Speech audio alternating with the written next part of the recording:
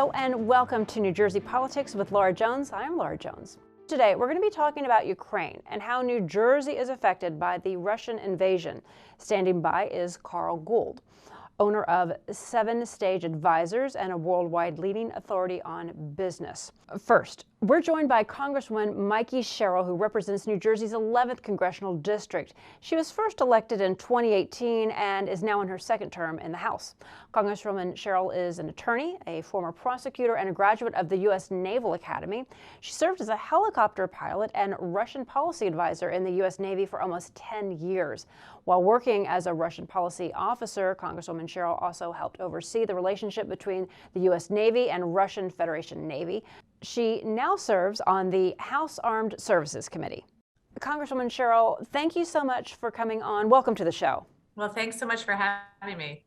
Yeah, well, let's start with Ukraine. We understand things are fluid. Even as we are speaking, things could change. You released a statement recently saying that Putin has attempted to rewrite history and has unleashed propaganda and disinformation in pursuit of his clear desire to rebuild the Soviet Union's so-called sphere of influence. Now, with your military experience and being a liaison to the Russian Navy and now on the House Armed Services Committee, what is your take on what is happening in Ukraine and Russia?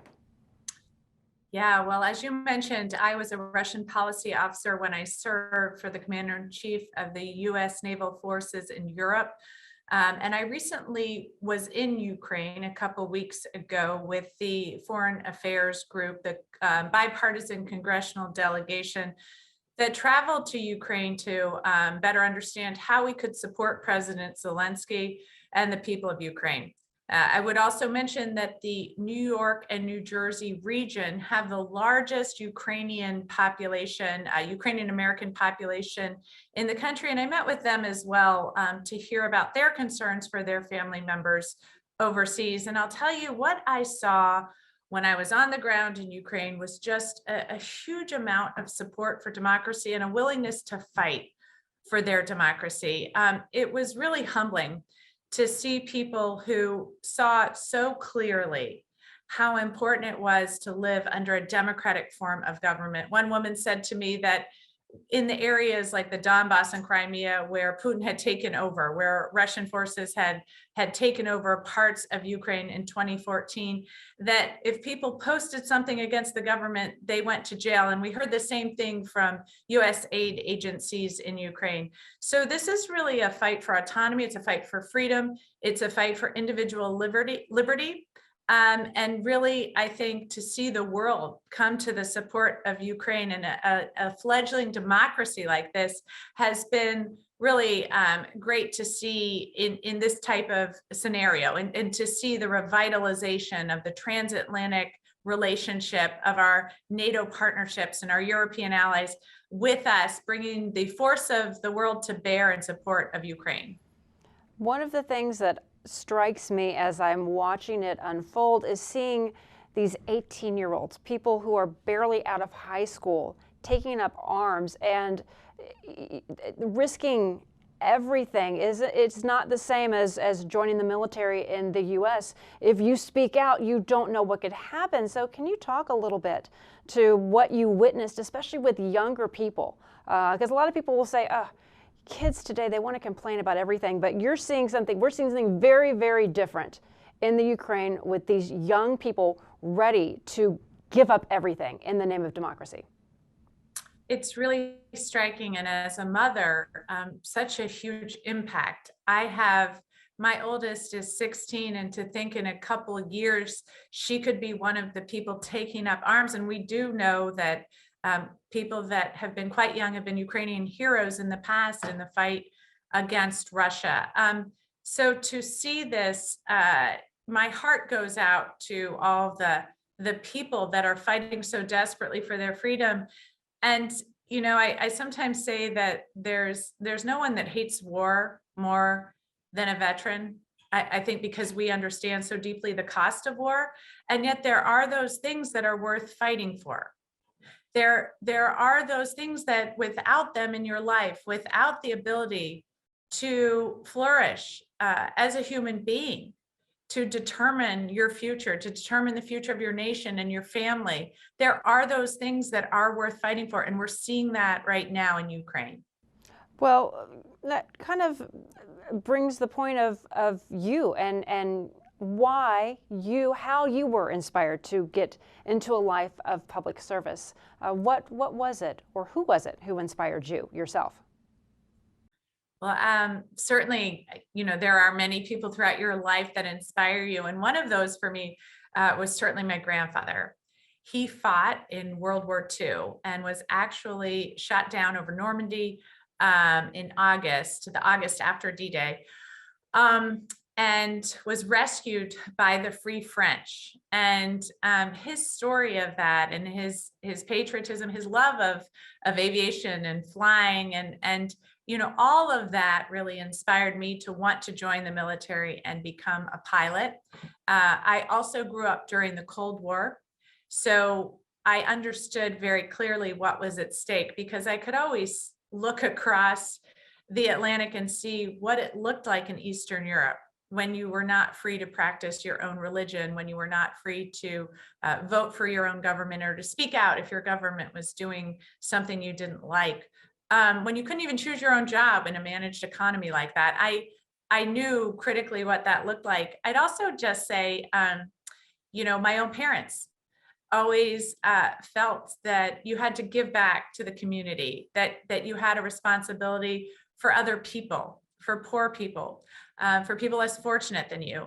And I really am trying, and I think so many of us are trying to raise our own children with that in mind, because I think we've seen there's a little bit of a lack of compassion right now that we need to, I think, re-strengthen here in the United States. Yeah, well, now you mentioned New Jersey, New York, largest Ukrainian population, fourth largest Ukrainian population in the United States, in New Jersey that is, and that you recently met with the Ukrainian American community at the Ukrainian American Cultural Center of New Jersey. How did that go? Who was there? What is the age range? How did it go? Well, there was a group of Ukrainian leaders, and the age range was very young, kind of someone who appeared to be in maybe his 20s, to more senior members of the community, people who had been leaders in American foreign diplomacy but had retired from that and moved on to other careers.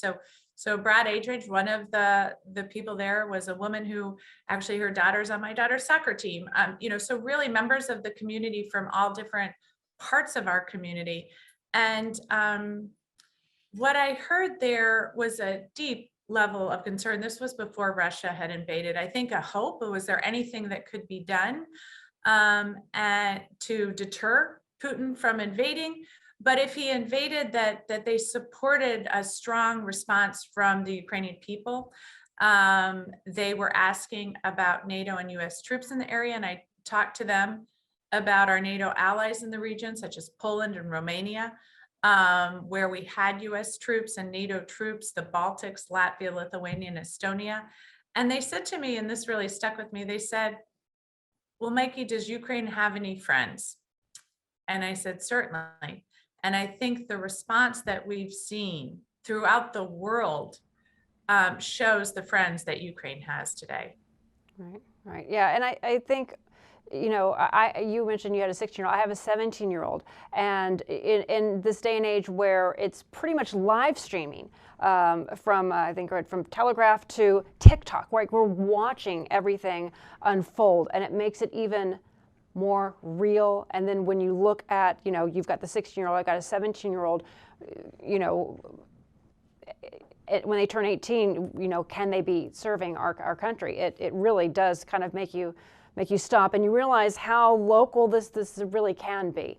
And want to also talk, when we're not talking about a war, or when we're not talking about a pandemic, as a member of Congress, there are other initiatives that are very important, and you've been calling on President Biden in particular to support small businesses and the America Compete Act. So can you tell us a little bit about that, the American Compete Act?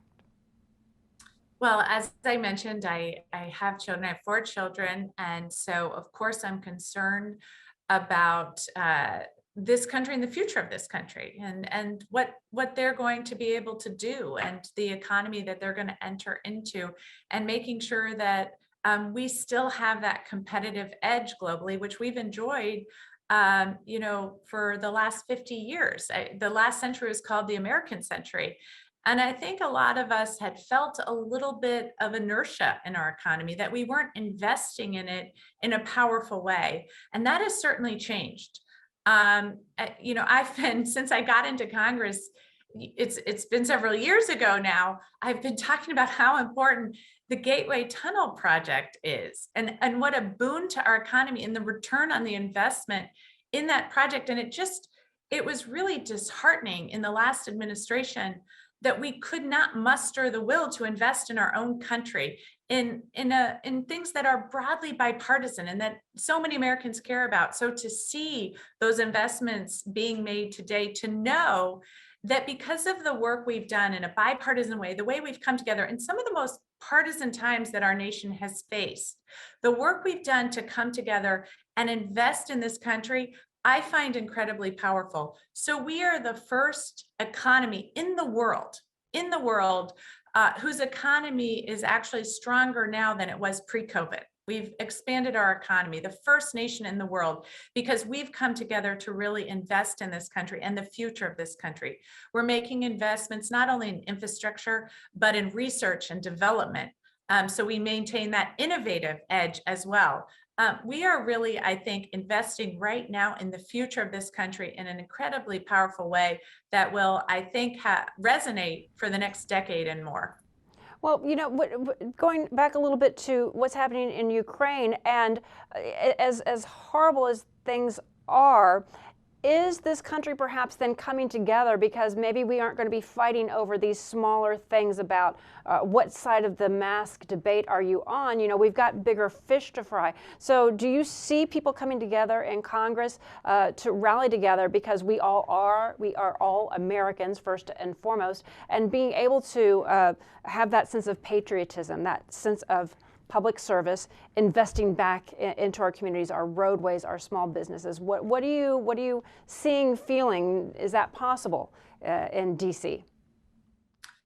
Well, I remember what struck me about some of the 9/11 ceremonies I attended in September, on the 20th anniversary of that attack, was how people throughout my community, no matter what their political affiliation was, how they thirsted for that unity. There was a lot of people who mentioned the unity of purpose and the response we had on 9/11 and the sense that that had been lacking a bit today. And so I can tell you that people in this country want to come together.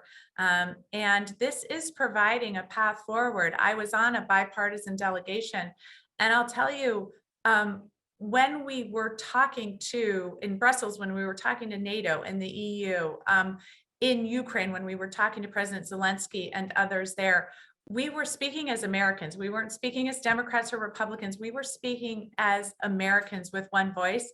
And I can tell you, I certainly felt very proud of that and what we were bringing to the table with our unity. Yeah. I know that we're running out of time here, but a couple of other initiatives that you've been talking about closer to home, small business relief, reforming the Postal Service. Given what is happening on the international stage, so what's next for you? Where is your focus going right now? Well, my focus is always with New Jersey. So while this is very important, what's happening on the international stage is very important to New Jerseyans because certainly we've seen Russia now, this unprovoked attack having impacts on the global economy and on gas prices because President Putin decided to move forward with this war. So it impacts New Jersey, but not just that. I think bringing to bear strong leadership in the international community now, economic issues, has impacts here at home. So that's important, but that doesn't mean that there aren't other things that are really important to constituents in New Jersey. So, for example, one of the calls that I get the most is about our postal system. Our postal system is really the cornerstone to how many businesses operate, how people get medicine, how people just keep in connection with family members across the world. And for too many years, we've seen that our postal system simply isn't running that well because we've been disinvesting in it. So postal reform has been a critical piece of what I've been working on, and we passed that through the House and anticipate hopefully this week it'll get through the Senate, so that we can once again see our postal system being held to overnight and time limits, and have a website so you can go track your package and see where it is. Too many packages have been lost. And then we're going to address our postal fleet, because I'll tell you, we had a postal truck catch on fire in my district. And when I looked into that, I realized that that was not that uncommon because our postal fleet has been aging so much. So looking into how we're moving forward with that. But first, we've got to get this piece of legislation passed, which will really improve the ability of our postal men and women to do their job, because they've been hamstrung on doing a good job. And so they want to make sure that they're able to support the people in this country. And not just that, it's the third largest employer of veterans. Over 100,000 veterans are employed by our postal service. So it's really a critical piece of this nation. And I'm so happy to say that I think we're going to get this to the president's desk soon so we can really make some changes there. All right. Yeah. Well, when other companies and things fail, there is the Postal Service. And again, looking at that global stage and then taking it locally back to New Jersey, you start to depend and you realize the value of certain services that are here and certain things that need to be revamped and revisited. So we thank you so much for taking the time to talk to us and to talk on all these different subjects. So thank you so much, Congresswoman. Well, thank you for having me, and have a great day. You too.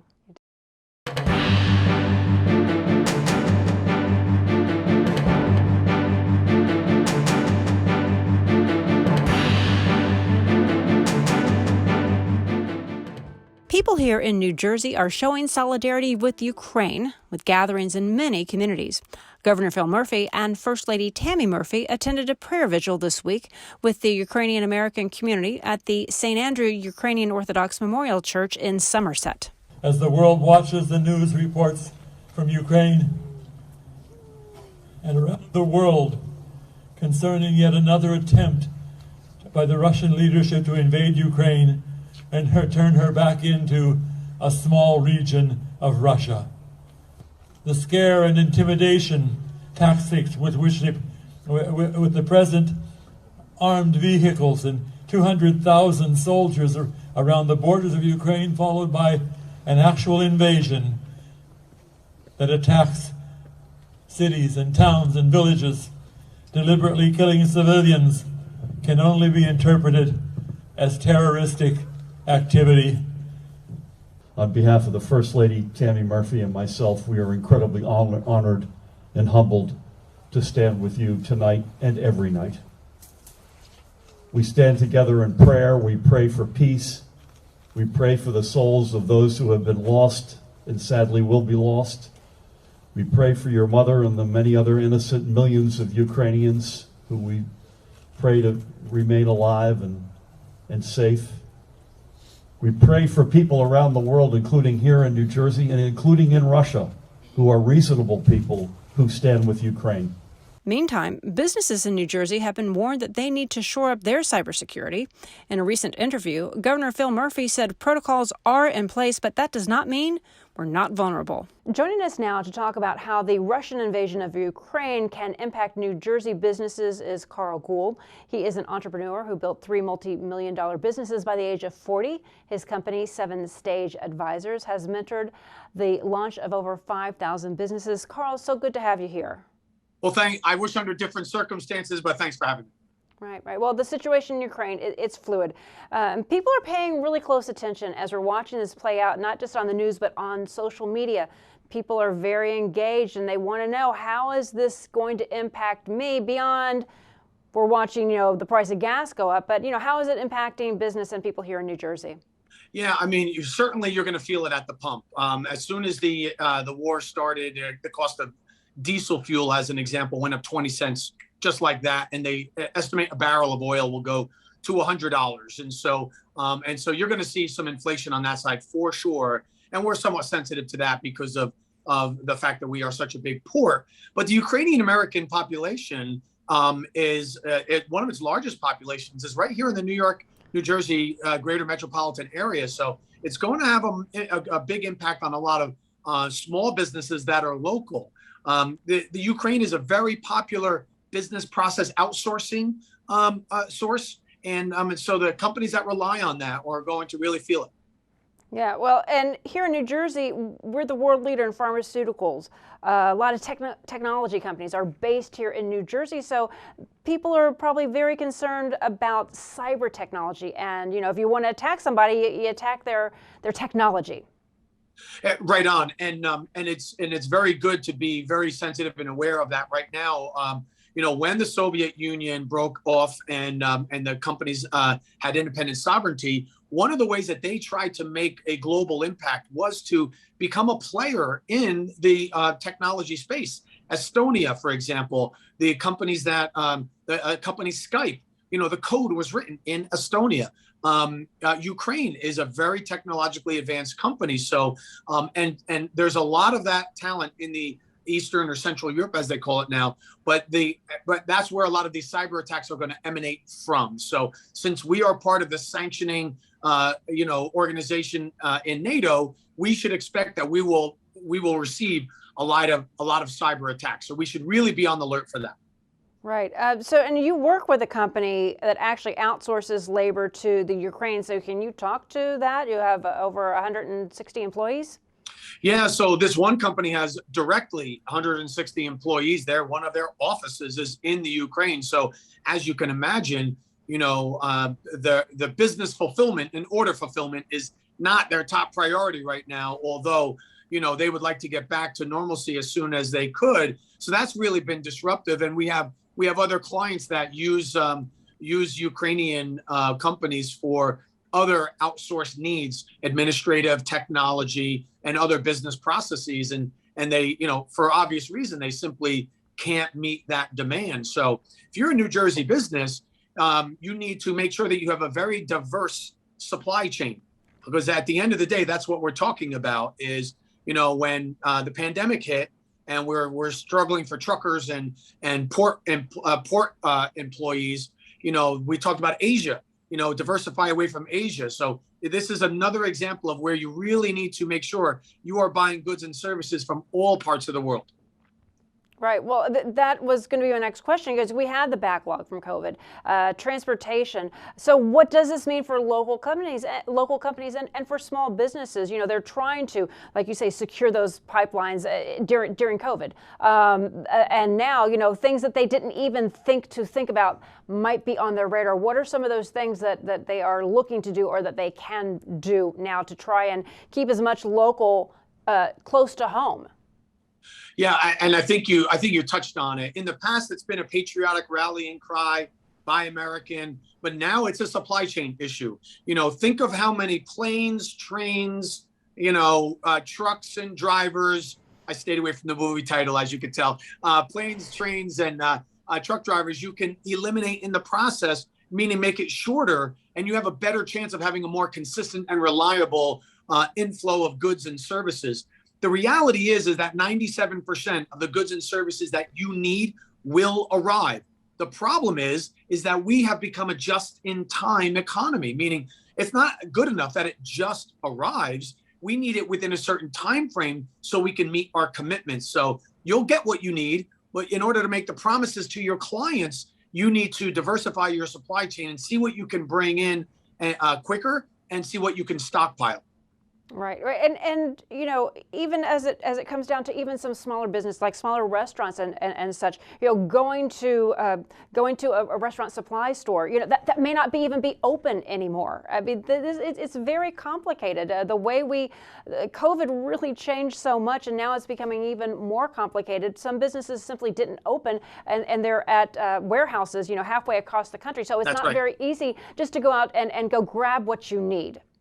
No, as a matter of fact, we're saying look for everything that you can find and then some. So normally we would say operate your business just in time, buy what you need as you need it and when it comes in. Now we're telling our clients operate your business just in case, meaning if you need one pot you're at the restaurant supply and they have two, buy both.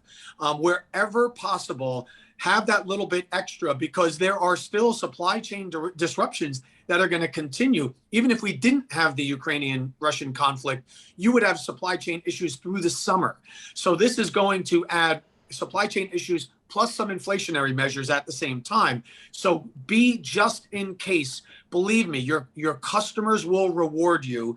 They over the pandemic, they have grown accustomed to paying that little extra, that surcharge, that extra fee, in order for you to bring the goods and services to them. They very much appreciate that. So right now it's more about being just in case and prepared for them.